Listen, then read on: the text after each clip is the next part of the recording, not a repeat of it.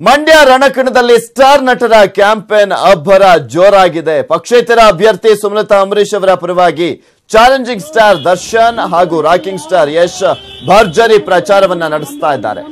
ಹಳ್ಳಿಗೂ ಕೂಡ ಹೋಗ್ತಾ ಇದ್ದಾರೆ ಈ ನಟರು.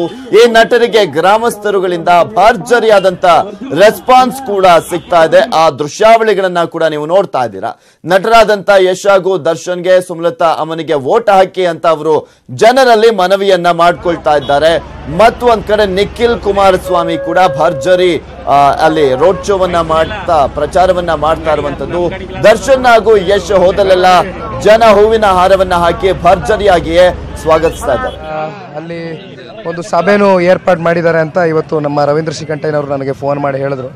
ಸಾಧ್ಯ ಆದರೆ ನಾನು ಹೋಗ್ಲಿಕ್ಕೆ ಪ್ರಯತ್ನ ಪಡ್ತೀನಿ. ಬಹುಶಃ ಕಷ್ಟ ಆಗ್ಬೋದು. ಇದು ಮೇಲ್ಕೋಟೆ ವಿಧಾನಸಭಾ ಕ್ಷೇತ್ರನ ಹಾಕೊಂಡಿರೋ ಒಂದಷ್ಟು ಕಾರ್ಯಕ್ರಮಗಳನ್ನ ಮುಗಿಸ್ಬೇಕಾಗಿದೆ. ಅಲ್ಲ, ರೈತರ ಬಗ್ಗೆ JDS ಬರೇ ಮಾತು ಅಷ್ಟೇ, ಏನು ಇಲ್ಲ ಅಂತ ಆರೋಪ. ಯಾರು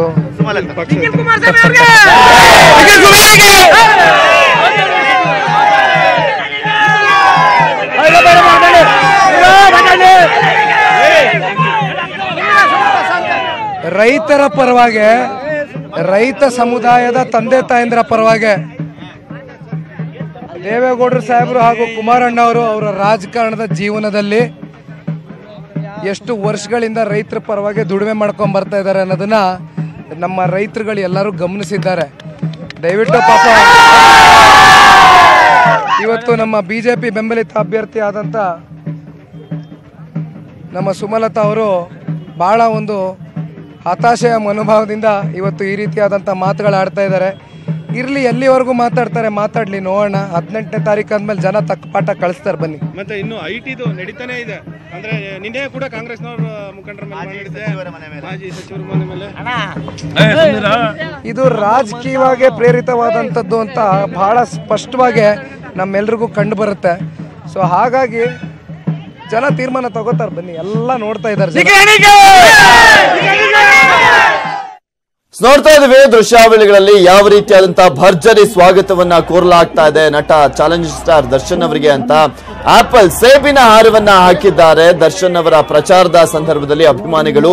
ನಿನ್ನೆಯಿಂದಲೂ ಕೂಡ ನೋಡ್ತಾ ಇದ್ವಿ ಚಾಲೆಂಜಿಂಗ್ ಸ್ಟಾರ್ ದರ್ಶನ್ ಅವರಿಗೆ ದೊಡ್ಡ ದೊಡ್ಡ ಹೂವಿನ ಹಾರಗಳನ್ನ ಹಾಕ್ತಾ ಇದ್ರು ಪ್ರತಿಯೊಂದು ಗ್ರಾಮದಲ್ಲೂ ಕೂಡ. ಇವತ್ತು ಕೂಡ ಆ ಸೇಬಿನ ಹಾರವನ್ನ ಚಾಲೆಂಜಿಂಗ್ ಸ್ಟಾರ್ ದರ್ಶನ್ ಅವರಿಗೆ ಹಾಕಲಾಗಿದೆ. ಮತ್ತು ಒಂದ್ ಕಡೆ ಯಶ್ ಅವರು ಕೂಡ ಭರ್ಜರಿಯಾದಂತ ಒಂದು ಪ್ರಚಾರವನ್ನ ಮಾಡ್ತಾ ಇರುವಂತದ್ದು. ಇನ್ನು ಒಂದ್ ಕಡೆ ನಿಖಿಲ್ ಕುಮಾರಸ್ವಾಮಿ ಕೂಡ ಮತಬೇಟೆಯನ್ನ ಮಾಡ್ತಾ ಇದ್ದಾರೆ. ಅವರು ಕೂಡ ಭರ್ಜರಿಯಾದಂತ ಒಂದು ಪ್ರಚಾರವನ್ನ ಮಾಡ್ತಾ ಇದ್ದಾರೆ.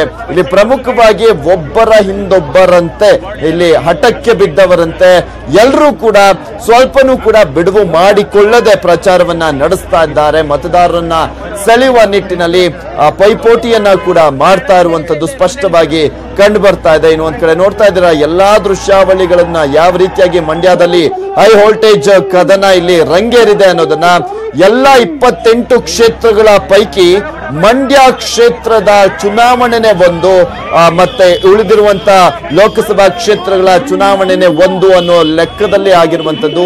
ಮಂಡ್ಯದೇ ಒಂದ್ ಲೆಕ್ಕ, ಉಳಿದಂತ 27 ಕ್ಷೇತ್ರಗಳದ್ದೇ ಒಂದು ಲೆಕ್ಕ ಅನ್ನೋ ರೀತಿಯಲ್ಲಾಗಿದೆ.